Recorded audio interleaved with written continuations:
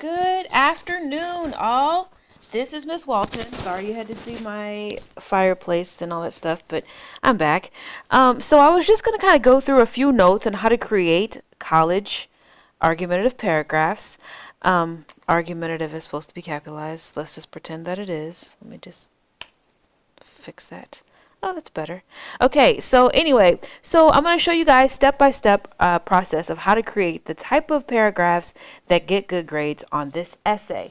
Now, I know that it may seem like I'm dictator and you have to do it this way in my course. However, this is something that you can use in other college courses that kind of professors like to see this type of work. Okay. All right, so I'm going to move on. So a disclaimer, just to kind of let you guys know ahead of time. College writing is very, very, very different from high school writing. In a way, so much is that you're doing a lot more critical thinking, pulling out things that you actually need to help talk about the topic that you're choosing, okay? This is not going to be an informative essay where you're just giving me information. No, you're going to make a point, okay? And you're going to argue that point. Now, not argue in a sense that you're telling me, here are all the facts that I have to support what I'm talking about, so believe me. No, for this essay, what you're going to be doing is talking about, and this is what I'm grading. You're talking about your points of contention, your issues from your report writing essay, aka your points of contention. You're talking about, you're going to show me two sides of the argument. Both sides are going to be credible sides, credible sources. And then finally, you're giving me your thought about the topic, your thought about the argument that's going on, okay? So do not think that you have to convince me of anything, okay? Don't think that there's a right answer, okay? There is no right answer. There's what you think about it, and can you show me proof? Can you show me, not proof so much, but show me that there are two credible sides to this argument, and show me that you're taking a side, okay? I will be looking at first and second person pronouns in this essay. You cannot use them. Next week I will have a video on how to avoid first and second person pronouns. Right now at this point you just need to get your essay on paper so you guys can start working on that, okay?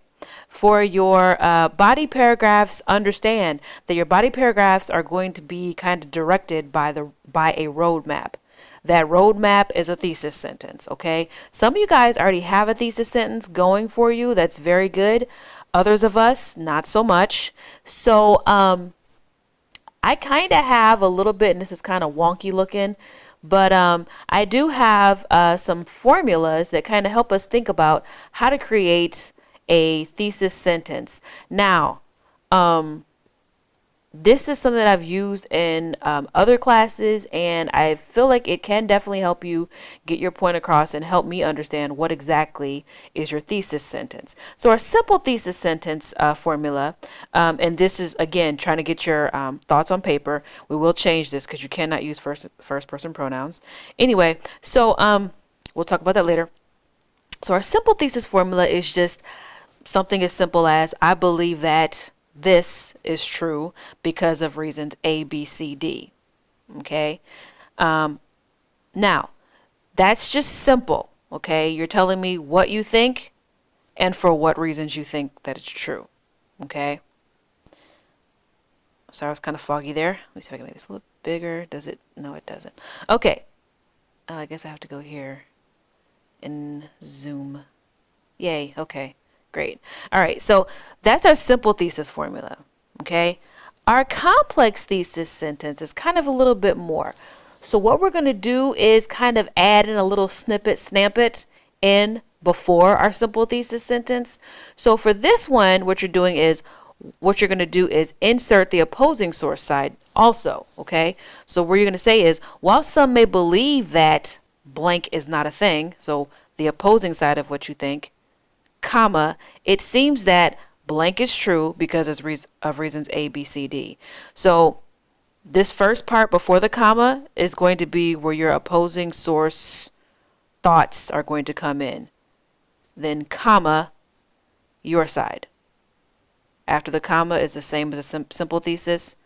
The complex thesis sentence kind of indicates that there's an opposing side, which is very good for academic writing, because in academic writing, you have to show that there is more than one point of view. It makes your essay look more credible, and it does not insult your reader's intelligence to make them think that there's only one side to this argument. Okay? Now, at this point, you guys only have A, B, C. Okay? Remember, these A, B, C, D are for the issues from your report writing essay. You guys only have 3 issues. Okay? From your last essay. You need to find one more, because you guys have to write a 1,500-word essay. Having 4 issues is going to help you get closer to that 1,500-word requirement. All right? If you only have 3, it's going to be a little hard. Now, you guys have done enough research at this point to probably have 4 reasons. If you don't, I have helped guide you guys through enough research that you kind of know what to do at this point. You kind of know how to find sources. You know what you need to pull out of your sources. You guys have found 12 sources already at this point. So finding one more reason should not be hard for you. Okay. So let me just kind of go through a run through of what are the basic requirements of this paragraph. Now, while I'm going through a run through, I will also break it down to show you sentence by sentence what goes where. Okay. So the first part, what you're going to do is talk about, the first sentence is going to be about your first point of contention, or your issue, your first issue from your report writing essay. The next one is going to be the sandwich as a development technique. You're doing this 2 times. The first time is going to be your opposing source sandwich, and you will want to review the sandwich as development technique video to understand what I mean by sandwich as development technique. Okay? Then the next part is going to be your supporting source sandwich. Be sure to put your opposing source first, then your supporting source second. Why do you say that, Miss Walton? I will tell you. Because when your reader is reading your essay, chances are your reader is going to forget what's up at the top of the paragraph, and they'll remember the last thing they read when they end your paragraph. You want your author to be you want your reader to be thinking about your side of the topic when they're leaving the paragraph. So this is the last thing on their mind. Okay. Moving right along. Then you're going to do an evaluation of the argument going on between these 2 sources. Then you're going to transition to the next topic. Okay. Now let's break it all down. Okay.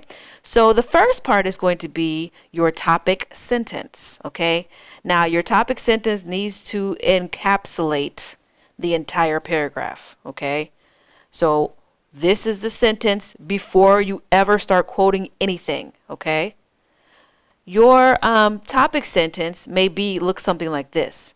While some may believe that whatever your topic is wrong, that's your opposing source, comma, why is a good thing because of point of contention number 1, which is issue number 1. Okay? So in this sentence, what I'm doing is showing kind of sort of a roadmap for this paragraph. I'm letting you know I'm going to talk about the opposing sources first, comma, then I'm going to talk about my side, which is my opposing source sandwich. Supporting source sandwich. So opposing source sandwich here, supporting source sandwich here. That's like the layout for this paragraph. So this is how that sentence could look if I wanted to use this formula. And this is from a student sample, actually. Another student wrote this sentence. Some of the population agrees that this form of punishment is more humane than life in prison, comma. So that's what her opposers think, comma. Many would say that it seems that it leans more towards inhumane. So while some people may think that it's humane, and she's talking about capital punishment, while some people may think that it's humane to kill people for punishable crimes, comma, others think it's inhumane. So opposing source, comma, supporting source. All right. That's how that sentence is looking. Moving on. So this topic sentences let me know how this paragraph is going to go. The next 3 sentences are going to be my opposing source sandwich. Remember, our sandwiches have 3 sentences to them. Okay?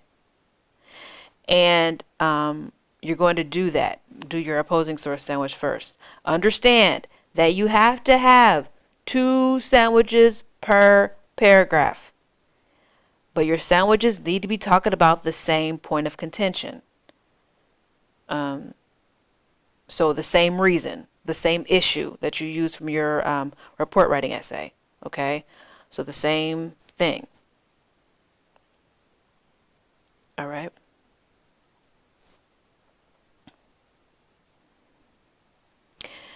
Now, if you are one of those people that has more than one source, more than one opposing source, and more than one supporting source talking about the same topic, you can put all of those sources in the same paragraph. Okay? So if you have 2 supporting sources and 2 opposing sources all talking about the same issue from your report writing essay, you can put them all in the same paragraph. See, the beautiful thing about college writing is that our paragraphs can be super long. All right, as long as they're talking about the same thing. Now, that's still a rule. You still have to talk about the same thing within your paragraph, right? Okay, but if you are going to put more than one source, sorry, more than 2 sources in your paragraph, it has to be a balanced argument. So that means you have to have, if you have 3 supporting sources, you have to have 3 opposing sources within the same paragraph. If you have any questions about that, please feel free to reach out to me. Okay? So I kind of have a refresher on the sandwiches development technique. I'm not going to go through this because you guys already have a video on this, but I just have this as a refresher. Remember, you have these notes available to you too. Okay? So after I've already put in my opposing source sandwich, I'm going to move on to put in my supporting source sandwich. There's that. Okay? That sentence is 5 through 7. All right? Next, I'm going to comment on the argument on the 2 sources that I have, my opposing source sandwich and my supporting source sandwich. I'm going to comment on that argument and take a side, okay? So the 2 sources that I have here, I have this specific student used Janik and Camus. I believe that Janik is a person that is her opposing source and Camus is her supporting source. So opposing, supporting. All right. So what you're going to do is talk about which one you think is more true, which is going to be your supporting source sandwich. And she did this without using first person pronouns and second person pronouns. So this is her commentary. Even though it seems that Janik makes a good argument that lethal injection seems to be painless, comma, it seems that Camus makes more sense in his assessment that capital punishment has no place in the justice system.